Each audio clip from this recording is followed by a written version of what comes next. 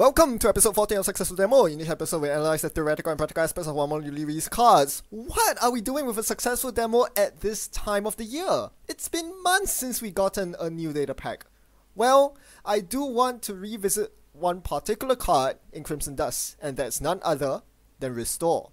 Now, I glossed over this card and ignored it when it was first released, and with very good reason. Don't forget, this was pre-Core 2.0, pre-rotation, pre-ban list. Back then, there were a couple of cards that were just far superior to this, outright superior, if not, with those cards in play, in the card pool, there's no reason to play Restore. And those cards are none other than Interns, which is everyone's favorite friend and has some cool capabilities like installing from HQ in addition to archives. Who knew? Friends in High Places, same thing. It's so much more efficient than Restore, being able to restore 2 of your cards instead of 1. I heard 2 is a bigger number than 1. That has to be good. So yeah, 1 has been the victim of rotation, the other, the victim of a ban list. Without these 2 cards left, Restore now steps up to the plate. Is it better than the other recursion cards that are currently in the card pool? Well, you can't really think of many, right? Reclamation Order's out as well, for starters. Really, the only other good one that you can sort of think of is Archive Memories. That's the core set one.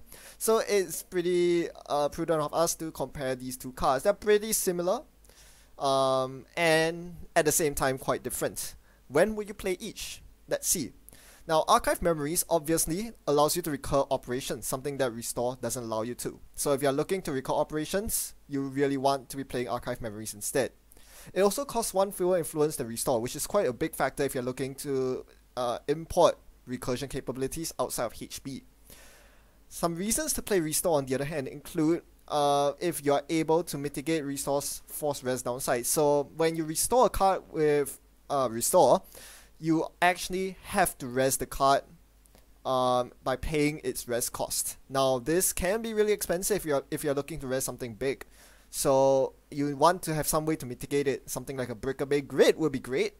Otherwise, you want to be recurring cards that don't cost too much to res, because this tempo hit can really cause you problems if you're not able to subsequently defend the card or defend your other servers. So long story short, Breakaway Grid is an amazing card that allows you to combo with the likes of, say, expensive cards like Adonis Campaign or Ash, for example. So you can res them for free, thereby mitigating the downside of Restore.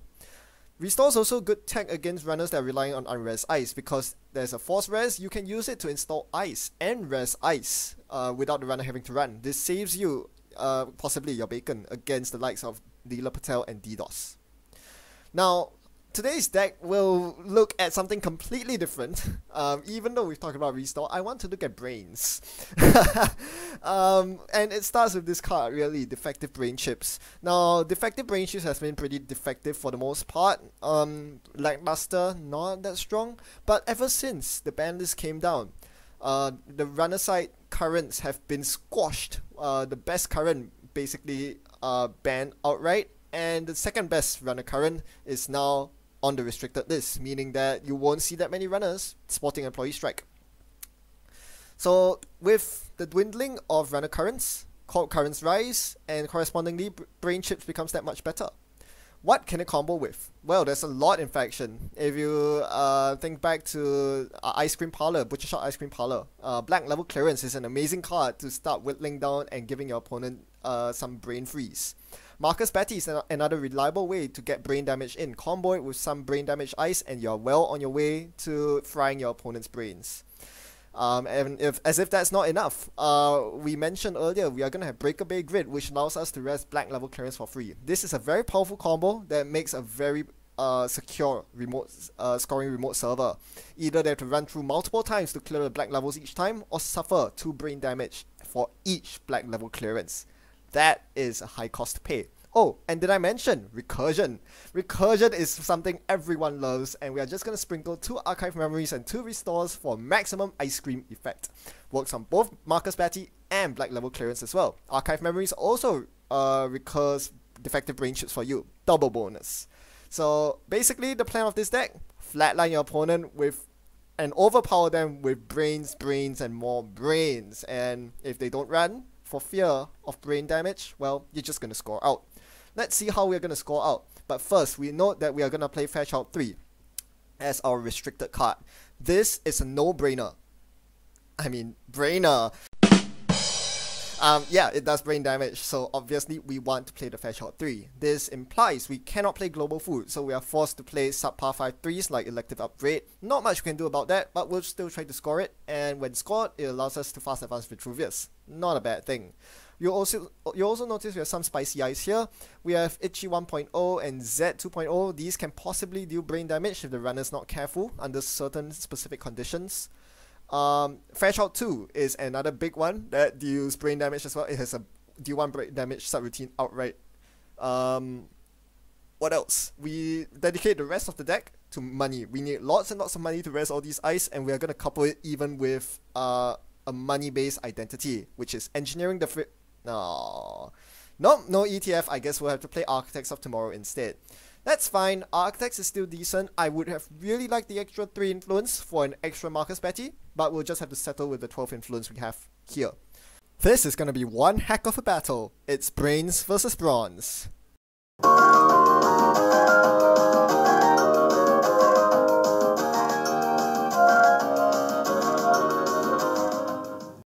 Today we are up against Gaben, also known as the best Swedish player. So given that we are playing a janky deck, probably not going to expect to do very well. We'll see. Okay, I keep my opening hand. It has no agendas in it. Again, without Jackson Howard, I think you want to be careful about mulliganing. Now, you have to be a bit more conservative. Okay, so I have a very juicy opening hand. So, because I have Breaker Bay Grid and Adonis, and a second copy of Breaker Bay Grid, and an Archive Memories, I think I'm fine with doing the Breaker Bay Grid Adonis combo naked here. There's no point dropping the Fairchild 3 anyway, given that I can't afford to res it anyway. So I let my opponent trash, spend the tempo to trash my stuff. Unfortunately, they did find a scrubber, so it's not that big of a tempo loss for them. So here I'm just going to protect the second Breaker Bay Grid before my opponent runs my hand to snipe it with a Fairchild 3, so that if my opponent goes all the way through, they'll have to pay 3 clicks. Probably worth it for me.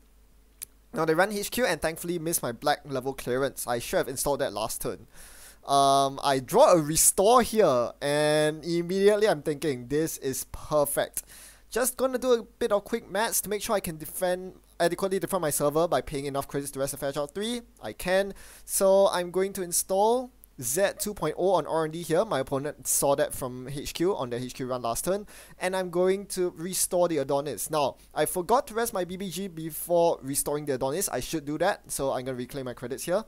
With the Breaker Bay Grid installed, if you restore the Adonis onto the Breaker Bay Grid server and force res it, you don't have to pay the 4 credit res cost because it's mitigated by the Breaker Bay Grid.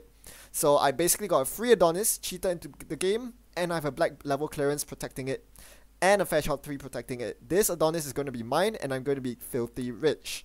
Time to ice up HQ so my opponent doesn't start accumulating dirty turning wheel counters. What is turning wheel doing in Valencia? Okay. Anyway. So, things are looking okay so far. I am looking forward to triggering AOT's ability sometime or later. One notable downside of AOT is that by resing your other Bioroids, you are mitigating the face check punishment. Normally, the reason why Fairchild 3 is so powerful, for example, and other Bioroids is the fact that the runner has to spend tempo accounting for the face check punishment, especially my opponent, who hasn't found the breakers yet and isn't particularly rich. If I force rest my ice, that's one less ice my opponent has to face a face check punishment for, and that could be bad news for me. By conserving tempo for my opponent, they can now spend more time setting up, and they've found their more Bagat combo. This is incredibly scary. I spent my first click drawing here, but I didn't find the ice I need. I definitely need an ice on HQ right now. Otherwise, I'm going to get more Bagatted into hell, and we don't want to get there. The man on top of a car holding a maw is the worst combo you can have when HQ is only protected by a lowly Mirage. I'm still going to rest the Mirage anyway, because I really do want to activate that card draw. It's not so much a shuffle effect. I have no agendas to hide. Well, the Vitruvius I was trying to hide is now in the remote, safe and sound. What I want here is an ice, and ice I got. That's an Eli 2.0. I'm happy to keep that as long as it doesn't get mauled from my hand. However, the shuffle effect's mandatory. I would have rather not shuffle here. I wanted to pad my hand so that my opponent can't get to my Eli 2.0 with the maul. But I decided to just shuffle the least important card, which happened to be 1 Power Reclamation. And thankfully the maul hit the archive memories, so I can further defend HQ with my Eli 2.0. And I'm going to single advance the Vitruvius here. Knowing that a lot of cards are going to be sent to the bin between Maw and Bagat, I think it will do me good to have an advanced Vitruvius here. My opponent plays Deep Data Mining, thinking on first click, thinking they can get past any Bioroid I throw at them. Unfortunately for them, this is a Z 2.0. It is a Bioroid. They can click through it. However, being a 2.0, they can only break 2 of the 3 subroutines. They have to let 1 of them fire, and all 3 subroutines are equally nasty.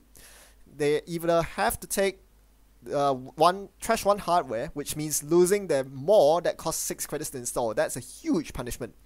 Or taking 2 brain damage. Again, another huge punishment considering that I'm on black level clearances and Marcus Batties. This is a very tough conundrum for my opponent, and yeah, this was a huge mistake for my opponent, especially seeing that Z 2.0 in my HQ earlier on. They should have known better that it would have been placed on R&D, given the timing of everything. So they are still going to get the deep data mining. It's not an end run. They're going to see 5 cards from my R&D, which is probably going to be a really bad thing for me, but I'm now advancing my win condition. I managed to deal 2 brain damage, sniping among other things a David from the hand, and I get a free res on the Ravana. I don't mind free resing the Ravana here. Ravana is one of those Bioroids that don't provide that much of a face check punishment because it's so easily clickable, and yeah, it only costs 2 clicks to get past. It's got yeah, so not the worst deal, and it's pretty cheap anyway. My opponent does find a corporate sales team of the deep data mining and running archives. That was from the Bagat trigger, I think. But otherwise, that's all. So not too bad. At least I didn't leak 2 agendas that would have been horrible. And now I can find the time to stabilize. Because my opponent lost so much tempo on that deep data mining run, getting hit brain for 2 damage, and yeah, just playing the deep data mining is expensive. They don't really have any economy set up, so I don't have to worry about pressure from my opponent for a couple of turns at least. That's good. My remote is now vacated. I've scored the Vitruvius since then. I have 1 Vitruvius counter, and this is going to be key. How I use this will definitely determine whether I do well or poorly this game. I need to make full use of my remote, hopefully get a Marilyn or an Adonis campaign going in there, or just jamming another agenda out. Probably the former, given that I'm pretty poor. And speaking of the Marilyn campaign, there it is. It's going in my remote. This is going to be Never Advanced Shenanigans, Jammy HB, good old Jammy HB. Do you run the remote? Well, no, you can't. You can't run the remote. Kevin, don't be silly. You can't. It's a Ravana into who knows what, and you don't have the money nor the clicks to contest that. And besides, this is not the time to take black level clearance to the face. So they're probably not going to run the remote. Not that that really matters to me. The thing I want to find here is a good window to play the defective brain chips from my hand. What I'm really worried is that my opponent is holding back on the current. If there's a faction that's most likely to play a current, it would be none other than Anarch. This is why I pre-res the black level here. I want to make my opponent think that my remote has an agenda. So this is why I res the black level at the start of their turn. They would know that I'm doing this to avoid currents. Either interdiction or hacktivist meeting would be really bad if they choose to play the current before running my remote. So I want to have at least 1 black level active first. There are 2 black levels on remote. I'm pre-resing run 1 so as to avoid any nasty currents my opponent might play. This also allows me to scout out the currents and perhaps allow me to find a good window to play the defective brain chips from my hand. My opponent takes some time to think through this. They know the cost of letting me get a second Vitruvius scored. They still don't know it's a Marilyn campaign. That could be my 4th agenda point, and they really don't want me to get it if at all possible. So yeah, a lot of things going through their mind. They could do something like play David, run the remote. No, there are various ways they can get past my remote. Here, my opponent decides to spoon my Ravana, spending 2 clicks to destroy the Ravana. And for rules clarification, Architects of Tomorrow doesn't fire because all subroutines are broken before the ice is passed, and breaking all subroutines is the trigger for Spoon killing the ice. So I do not get my Architect's trigger. I mandatory draw into an Adonis. Maryland Campaign gives 2 credits a turn. Adonis gives 3, which is better. Given that there's a breakaway grid there, obviously the Adonis is better. So I drop the Adonis onto the black level server and immediately play defective brain chips, making my opponent think that this truly is a ruse, a big bluff.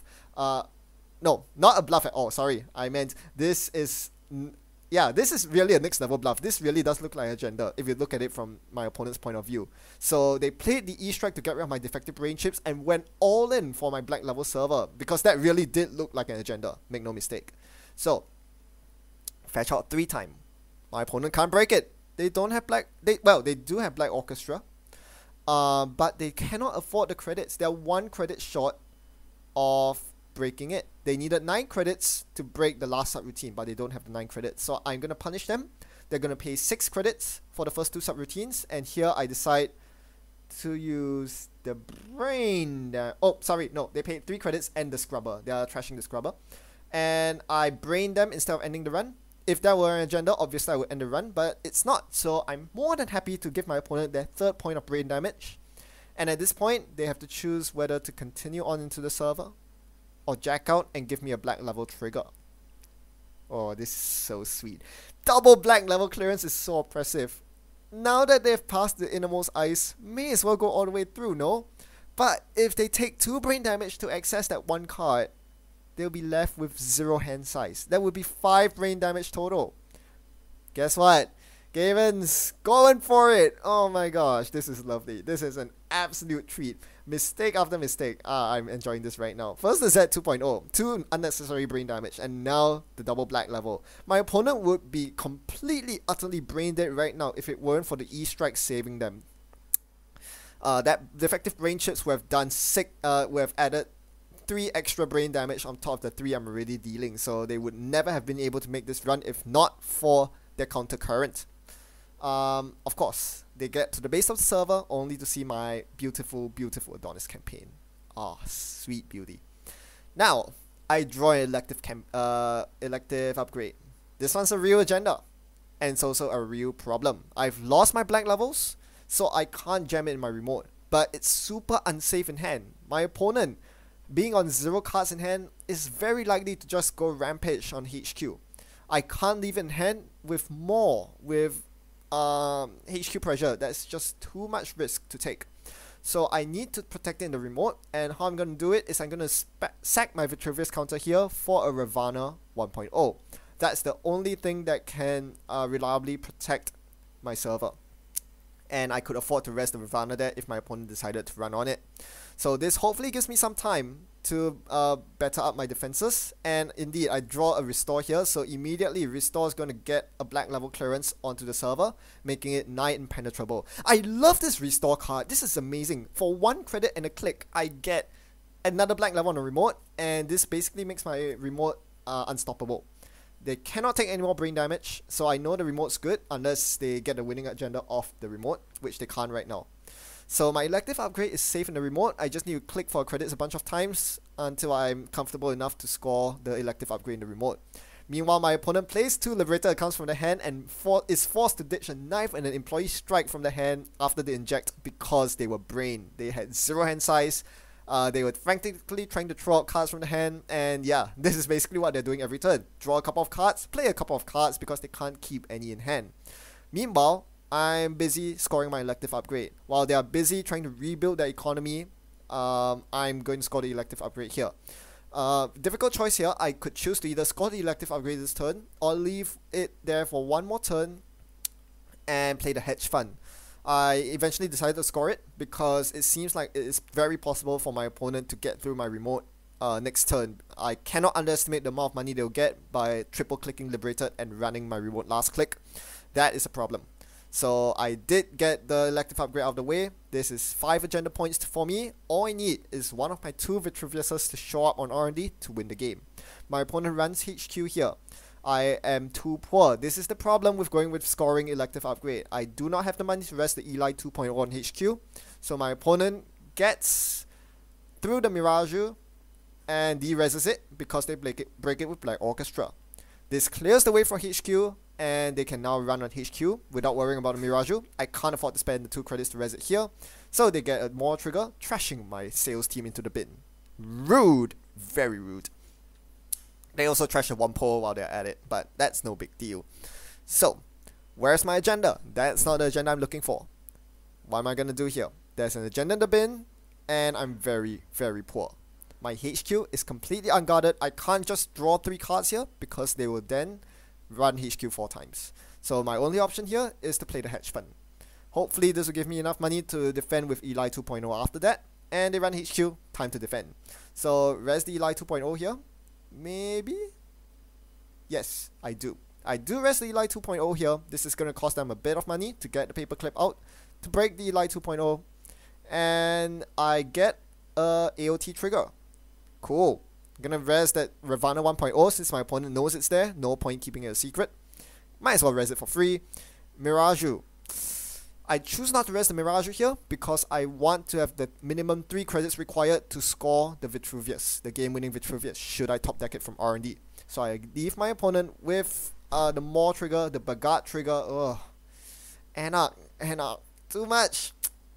Oh, they milled Vitruvius with the Bagat. Oh, that's a pity. The very next R&D card would have been my game-winning agenda. Freaking Bagat. Man, well, I played 2 games of good stuff. I mean, 3 games, in fact, of good stuff Anarch on my channel, and I didn't play Bagat once. Now that I'm sitting on the opposite end of it, boy, that hurts. That Bagat is doing some serious work, and I've seriously neglected my HQ defense. Mirage on HQ was definitely not cut out for it. I definitely needed double Byron on HQ or something like Architect. Architect would have been really good on HQ here. And I'm stuck in a really awkward position here, drawing my 2nd elective upgrade. I've already scored 1. I don't want to score this one at all. But HQ is so porous. You bet my opponent will be running HQ next turn. Why wouldn't they? They know what ice is there. They can break it. And they can get more and Bagat triggers off it. I can't leave the elective upgrade in HQ. I'm forced to throw it into the remote. I mean, good news is the remote's pretty secure. So, yeah, that's pretty good. But we are stuck in a really awkward position where I can't score this agenda in my remote. I'm 1 click short. I can take 1 counter off the elective upgrade and quadruple advance it, but that's about it. I really wish this was a sales team instead or an efficiency committee. There are not that many agendas left in my deck, and I had to draw the 1 agenda I couldn't score. So, rather bad luck there. The bright side is, well, you can't be mod if you have no cards in hand. Yep, at least there's that. So, not much incentive for my opponent to run HQ, so they run R&D instead to lock me from the victory. Make no mistake, I'm not going to win with 2 copies of elective upgrade in my score area. That's just not going to happen. I do not have Biotic Labor in this deck. So, fast advancing, advancing the elective upgrade from 0 advancement here is not an option. One possible option is to single advance the elective upgrade in the remote so that I can quadruple advance it the next turn. However, once I advance something in the remote, my opponent will definitely go for it, and now they're rich. They're way rich, so they can easily contest my remote.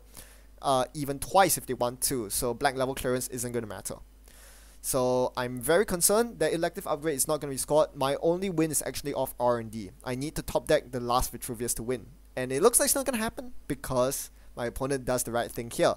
They're running R&D and going to use all their turning wheel counters. This way they're locking R&D and ensuring that I don't draw my game winning Vitruvius. This is a big problem.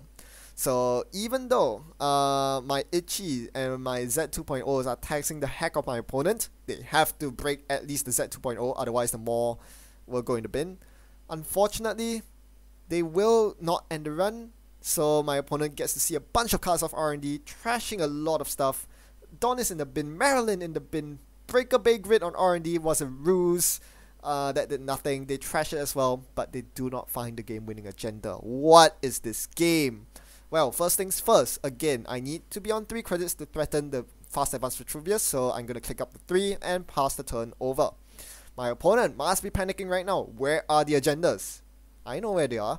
So there's 1 in my remote, and what's left in R&D is a single efficiency committee, a single sales team, and a single Vitruvius. 3 agendas and 13 cards. They missed on their R&D dig, so very unlucky for my opponent. All their R&D digs, deep digs have been pretty massive failures. Both the deep layer mining and now the turning wheel. So yeah, a bit of unfortunate events going the way of my opponent. It's the Maw and Bagat triggers that have been paying off for my opponent. The first two agendas were obtained by Mills, so that was quite annoying. They were both in archives. Anyway, now I need to focus on how to win. I top deck a corporate sales team. Again, a super duper awkward agenda. I can jam it in my remote and then quadruple advance it next turn to win. But if I do that, the elective upgrade will hit the bin. All they have to do is run archives to win. So I can't replace this elective upgrade that is now hogging my remote. My only out, literally my only out, is the Project Vitruvius that is left in my deck. And so this is why I chose to triple draw this turn. If I can threaten having the Vitruvius in my hand, I could force my opponent to run HQ to get it. And even though it's not in my hand, my hand is actually very agenda light. Only one agenda in 5 cards. R&D is thicker with agendas at this point. There are 2 agendas in R&D, 7 cards in there. So, tough decision for my opponent here. When you're staring across from a semi-glacier deck with no cards in hand, your cards are all laid out on the table, you have a fair number of credits, but which is the correct path to attack, HQ or R&D? It's really tough to tell. For the record, I think the best move my opponent could take might be just to hammer HQ to get turning wheel counters and then go all in on one of the servers. So they are not going to do that. Instead, they're just going to do a normal HQ run, trigger Eli 2.0, allowing me to draw a card, and I draw a black level clearance. So I really want to dig through my deck at this point. The sooner I can find my Vitruvius, the better. Instead, I find a black level, so that pads my hand a bit, and the sales team remains safe. My opponent doesn't access it, and it's not more into the bin. But then they attack the correct server, R&D. I was hoping they would run archives here because there's actually nothing in it. Even though there are 4 face downs, there's a good chance there's an agenda in there. My opponent didn't go for it. Instead, they wanted to lock the top of R&D. They trashed a bunch of cards from their board, including their Maw, because they're going all in for the turning wheel. Using a turning wheel counter for double access, they find the Project Vitruvius. Where were you when I needed you? What a game, man. What a game. I don't know about you, but I was sweating at the end of it, and I'm not even the one running. That's so crazy. How the game started, my opponent just brained themselves all the way, going down to 0 hand size by mid-game. But Gaben, being the good player he is, really pulling it from behind, knowing when and where to apply pressure on, that allowed him to find the final few agendas he needed to close out the game. It was not easy on him. He didn't find my elective upgrade, so he needed 4 agendas instead of 3 to win. But find them he did. So that was an amazing comeback and definitely an exhilarating game. I hope you enjoyed it. Now on to the more dry analysis aspect. Restore, the card we are looking at. This card feels really good. When you are playing it in tandem with Break the Bay Grid, you are able to resurrect your Adonis, or to guard your remote with a black level clearance that your opponent can never pass through unless they jack out and run through the server all over again. That was amazing. I love the fact that I could reuse my upgrades and my assets. This is a very powerful effect now that Jackson's recursion is gone. And I definitely felt it this game. In most other Corp games, you won't have this level of recursion. So this is something I really appreciated. More, on the other hand, did not feel so good. I was on the receiving end of it, and it hurt. I definitely think I would have won the game if More wasn't pressuring me this entire game. It forced me to make some really odd choices, having to ice up HQ more than normal, and I lost some key cards that could have otherwise won me the game. Most notably, an Archive Memories I remember that was milled early on. That could have recurred a defective brain chips for me to win the game. What else feels bad? Yeah, defective brain chips itself. I was hoping this would shine, but it turns out of the 5 brain damage I dealt, 0 of them came from defective brain chips. Even though I managed to play 1, it was countered very quickly by the counter current employee strike. Not to mention that even if I got it up, it's expensive to play. It's very hard to find the correct timing to play it. It was sitting in my hand for the longest time, and I just couldn't find a window to play it. Play it too soon and you'll be counter-currented. Play it too late, however, and they would have ran by the time, like, for example, my opponent ran on the Z 2.0 on R&D that turn. I'm pretty sure I had the defective brain chips in hand, but surely I wouldn't see this run coming. And of course I have to reset the ice when he ran on it, so yeah, it's very hard to preempt when your opponent will face plant to brain damage. So yeah, it's all in all, it's expensive and difficult to play, which is why I think it's still not that good a card, even though the effect of halving the brain damage you require to win is very strong. Speaking of braining your opponent to death for victory, I know some of you are banging at your table, shouting at the screen, asking me, why aren't you playing Cybernetics Division? Isn't it obvious? If one of your main win cons is to flatline the runner by bringing them to negative hand size, surely Cybernetics is the go-to identity. And sure, looking back at this game, Cybernetics would have done so much work. I would have won me the game. I just needed that one extra minus hand size to win the game. However, you will also notice that this entire game, I was so poor. I was basically scrounging credits every single turn. That was how poor I was. And that's even with Architects of Tomorrow's ability taken into consideration. Not to mention that Cybernetics Division also reduces your own hand size. This is not good in non-more matchups because you want to hold those agendas and those recursion cards, which you pack a lot of. So all in all, I think in the grand scheme of things, Cybernetics Division is not a good card. Or rather, you know, I mean, not to say it's not good, but I think Architects of Tomorrow is just better. It's just that it so happened that I ran against this particular matchup where my hand size didn't matter because I was always on very few cards, and I had just enough money to pull off the kill, and my opponent ran into all the brain damage. So yeah. Otherwise, I think I would just prefer the consistent economy from Architects of Tomorrow. Well, that was a game indeed. I thoroughly enjoyed that, even though I lost in the end. Hope you did too. Thanks for watching, and as always, happy net running. Goodbye.